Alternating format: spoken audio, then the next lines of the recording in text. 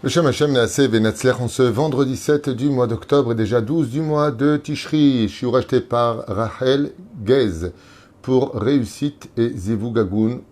Pour Sarah Bat Rachel, à qui on souhaite Bezrat Hashem de trouver son prince charmant. Bracha Va'atzlacha. Bezrat Hashem Lakim Bait Neman Be'Israël Kedat Moshe Ve'Israël Mlim Kol Tuv Imar Yeladim. Bracha Va'atzlacha Simcha Rabba.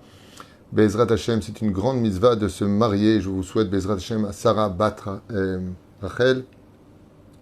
Juste un instant, ça a bougé. Un bon zivug à vous, ainsi que tous les bnot Israël. Bezrat Hashem, que Akadosh Baruch Hu vous amène quelqu'un qui soit digne de votre regard. Bezrat Hashem, la Kim Bait Neman, Mikol Aprinot. On va étudier bien contre le Yud Kevavke, les Arbat Aminim. Alors, les Arbat Aminim, Bezrat Hashem, d'ailleurs, il y a un rapport entre le mariage et l'Arbat Aminim. Vous savez que la Souka est digne de Choupa et que le peuple d'Israël, après avoir fait la paix à Rosh Hashanah, se remarie avec la Shekhinah à la fête de Sukkot. Et la reine Bezrat Hashem Itbarach, il y a effectivement un remez, un clin d'œil sur le mariage, tout comme la Choupa ressemble effectivement à une Souka. On se réunit à l'intérieur et on se marie avec la Shekhinah à l'intérieur. Et la reine Bisiata d'Ishmaïa, nous allons prendre les Arbat Aminim. Je rappellerai à cet insu que les femmes séfaradiotes n'ont pas le droit de dire la bénédiction al netilat lulav. Elles peuvent le prendre et le secouer, mais il est interdit.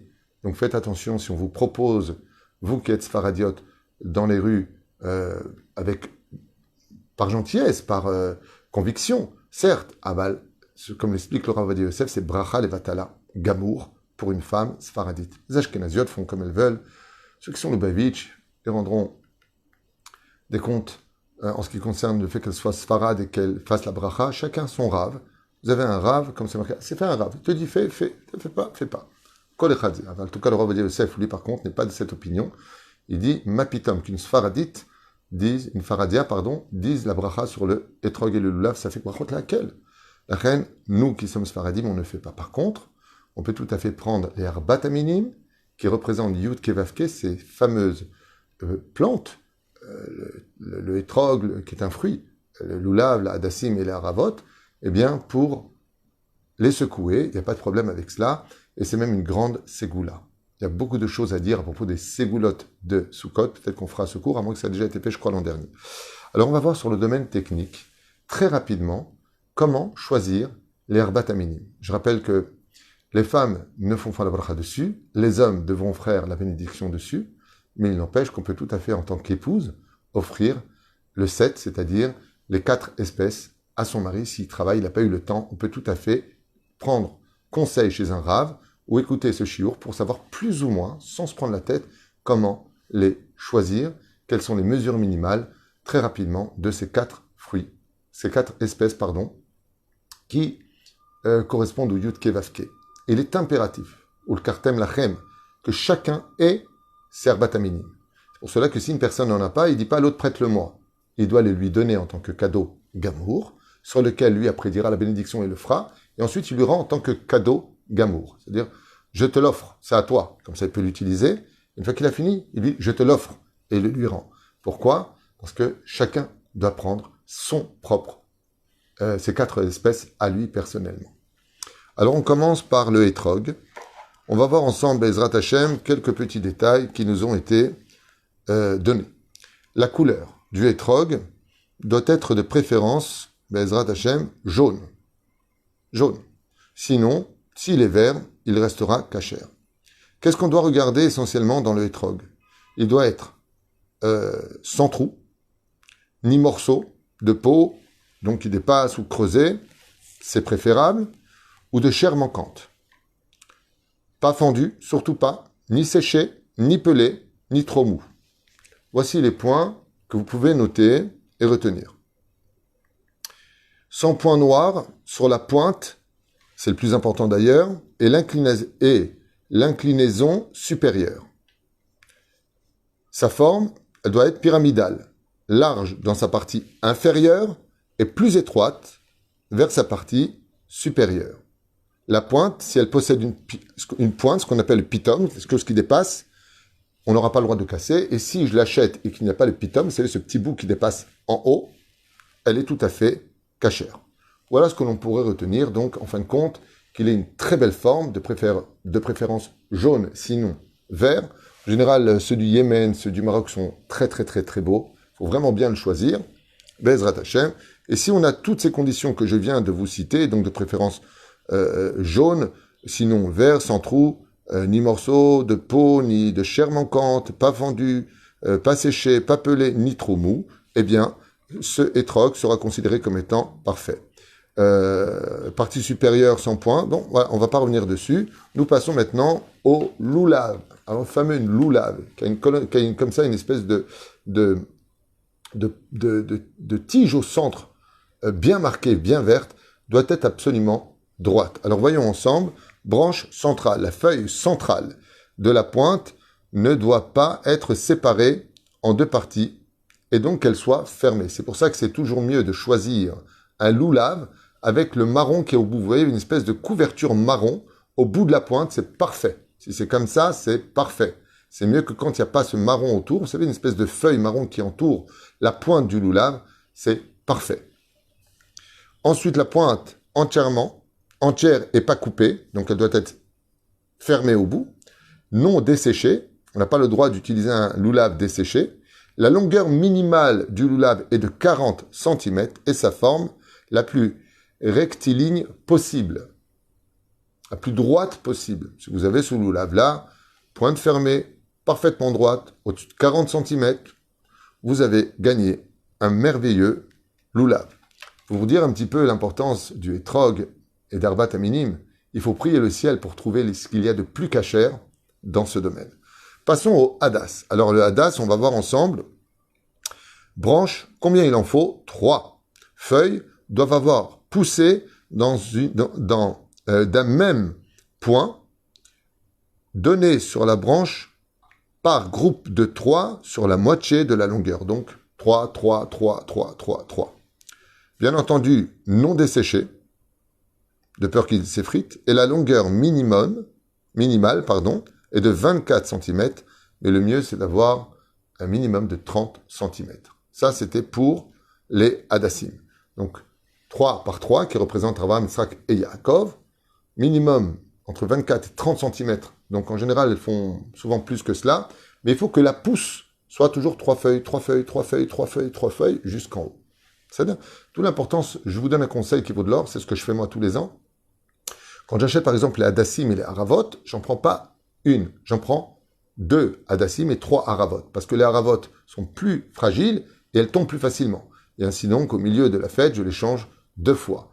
Les hadassim, je les change 1 fois, de telle façon à ce que mon loulav soit constamment parfait, droit. Comment est-ce qu'on les place? On le dira juste à la fin. On passe maintenant aux haravot, les sols pleureurs, je crois qu'on appelle ça comme ça. Donc les branches, c'est 2 branchettes en tout et pour tout. La forme des feuilles, c'est allongé et non pas arrondi. Donc il faut que les feuilles soient allongées. Contour de la feuille lisse et la taille, la longueur minimale, comme les hadassim, minimum 24, le mieux c'est 30 cm. Alors comment on fait pour les attacher? On les attache avec quelque chose de naturel, du lin naturel, ou alors on prend des feuilles de loulav qu'on peut tout à fait avoir et on les attache. C'est ce qu'il y a de mieux. Il y en a qui prennent de la vraie corde, il y en a qui prennent du ruban, toutes sortes de choses. Ce serait permis à l'pi halacha, dans l'absolu, mais c'est mieux d'être meoudar, de prendre le guidou le karka pour les attacher aussi. C'est mieux. C'est pas interdit de prendre autre chose, mais c'est mieux. Alors, Shitat Arizal, comment on fait? On prend le loulav qu'on met en face de soi. À droite, on met un hadas, fleur de myrte. Ensuite, de l'autre côté du loulav, sur la table, on met l'autre feuille de myrte. Et au centre, sur la colonne vertébrale du loulav, on en met un. Donc on en a un à droite, un au-dessus et un à gauche. Entre les deux, entre celui du centre à droite et le myrte qui est au centre, on met une harava. Et de l'autre côté, on met une harava en sandwich. En d'autres termes, j'ai le loulav, je place à droite et à ma gauche 2 hadassim, un hadas au centre sur le loulav, et entre les deux de chaque côté, j'y place mes haravot. C'est comme ça que Be'ezrat Hashem, nous les Sfaradim, Shitat aussi Arizal, si je me rappelle bien, on les attache de cette façon-là. Il y en a qui les mettent, vous savez, dans des étuis spéciaux. En général, nos frères Lubavitch et Ashkenazim font cette chita-là. Chacun sa chita. Ils mettent à droite la Hadassim et à gauche la Ravot. Chacun fait comme il veut. Nous, on fait comme cela pour avoir les Arbat Aminim, Betsura Chitova, Chi Meuderet. Ensuite, il y a les Kabanot. Je vous invite à regarder dans vos Sidurim, Bezrat Hashem, comment les secouer. On ne les secoue pas pendant 3 à 4 allers-retours, juste 3. 1, 2, 3, 1, 2, 3, et ensuite 1, 2, 3, 1, 2, 3, 1, 2, 3, vers le bas, et on se retourne vers le dernier côté, 1, 2, 3. Ainsi donc, on aura réparé beaucoup d'avérotes qui sont partis dans tous les sens. Il faut savoir que ce que nous faisons avec, comme je le dis souvent, nos fêtes sont au-dessus de toute logique humaine, parce que vous prenez un psychiatre, non juif, de renommée, qui ne connaît pas le juif, qui ne sait pas ce que c'est la religion juive, qui ne connaît pas les cérémonies religieuses de notre peuple, il nous prend pour des tarés. Le matin, il vient dans une synagogue, il voit des mecs avec une boîte noire sur la tête, il embrasse la boîte noire qui est sur, sur le bras, tu l'emmènes à Soukot, mais qu'est-ce qu'ils font ceux-là? Ils ont des branches, ils les secouent comme ça, il n'y a rien de logique. Mais dans la Torah, ce sont des choses qui sont incroyables. Il faut savoir que le loulav, quand on le secoue, affaiblit la force du Satan pour toute l'année. C'est comme une épée qui pénètre son être. C'est comme une épée qui le transperce. Et il est blessé grâce à la mitzvah du loulav. Combien on répare en tenant le loulav, la brit mila, les fautes qu'on a fait avec la brit mila, de ce zera levatala qui est parti dans tous les sens, sont réparés parce qu'on va les secouer à droite, à gauche, en haut, partout où on se trouve. Et en même temps, en souvenir des nuées de gloire, le Shem Havaya Baruchu, il y a tellement de kavanot, les 7 sphirotes, il y a tout qui se répare, et on répare avec nos mains. Pourquoi? Parce que nos mains doivent être, à l'image de nos 10 doigts, qui représentent les 10 séphirotes, doivent être, Be'ezrat Hashem Yitbarach, toujours propres en l'honneur de Dieu. Ne me touche pas car tes mains sont sales. Beni Kayon Kapai. C'est mes mains qui sont propres maintenant. Propres de quoi? Du sang que j'ai versé de Zera Levatala. C'est pour cela que c'est une mitzvah qui est reliée aux hommes et non pas aux femmes. Zman, Shazman, Grama, bien sûr. Mitzvot, Shazman, Grama sont des mitzvot provoquées par le temps. Et la reine Bisiat Alishmaya.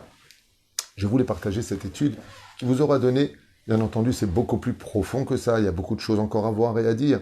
Mais là, vous avez les grandes lignes pour acheter les Arbat Aminim, recréer le Yud Vavke et dévoiler Dieu comme c'est marqué pour la fête de Sukkot. Akadosh Baruch Hu retirera le nartique du soleil, retirera cette bulle de gaz du soleil et le nom de Dieu sera dévoilé dans le monde grâce à la fête de Sukkot. La reine, nous avons Sukkot, quand vous regardez le mot Sukka, c'est le nom de Dieu, Yud Vavke, le nom de Adnout, tel qu'on le prononce ensemble, 91, Gematria Malach. Chazal, ils disent quand un juif rentre dans sa Sukka, il est comme un ange devant Dieu. Malach, Gematria, Sukka, 91, Gematria, Amen, qui veut dire aussi qu'on a de la Emouna, des Tziladim Hemenuta, de vivre dans une Sukka, chers amis, alors qu'on a sa maison, de briques juste en face de soi. T'amènes un psychiatre, tu dis, mais ils sont fous ces Robinson Crusoe. Vous avez une maison, vous avez un lit, pourquoi vous êtes dans cette cabane? Quel rapport avec Dieu, avec la foi en Dieu? Réponse, toi tu ne peux pas comprendre. Nous, on rencontre Dieu ici.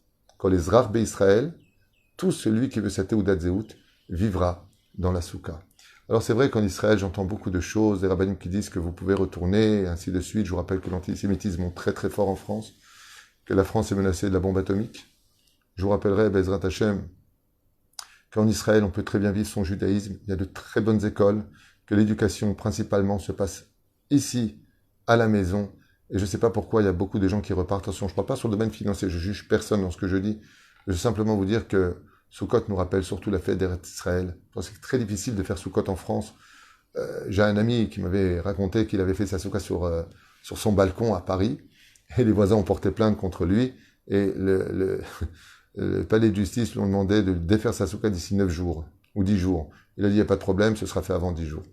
Ainsi donc, il a pu faire sa Sukkot pendant ces 7 jours, tel que la Torah le demande. Mais en Israël, partout il y a des Sukkot. On les fait dans les jardins, on les fait partout. C'est un pays qui respire la Torah, Israël. Il y a beaucoup de choses à réparer en Israël. Il y a beaucoup de choses qui ne vont pas. Et on se gave de montrer ce qui ne va pas, de l'antisémitisme. On ne peut pas vivre son judaïsme. Il y a tellement de choses qui vont bien. Tellement de synagogues qui se construisent autour de nous. Encore une yeshiva qui se construit Baruch Shem Achet et qui grandit. Il y a tellement de bonnes choses à voir en Israël. Je vous affirme, on peut tout à fait vivre son judaïsme. Des fois, ça ne va pas dans une ville, alors change de ville. Mais Shalem Makom, Shalem Mazal. Mais tenez bon pour tenir en Israël. Je ne juge pas ceux qui partent, je ne juge pas ceux qui sont en France. Au contraire, je ne suis pas à votre place, et si j'étais à la vôtre, peut-être que je serais avec vous là-bas. Je ne juge pas, qu'il n'y ait pas d'ambiguïté. Je suis simplement un peu froissé d'entendre très facilement partie d'Israël, alors que tous les jours arrivent des milliers de familles russes dont on ne sait même pas l'identité, s'ils sont juifs ou pas. Je ne sais pas, je ne pense pas, parce que de ce que je vois dehors, je parle avec eux, eux-mêmes me disent qu'ils ne le sont pas. Donc je veux bien que les gens disent oui, oui, ils le sont, mais eux me disent non.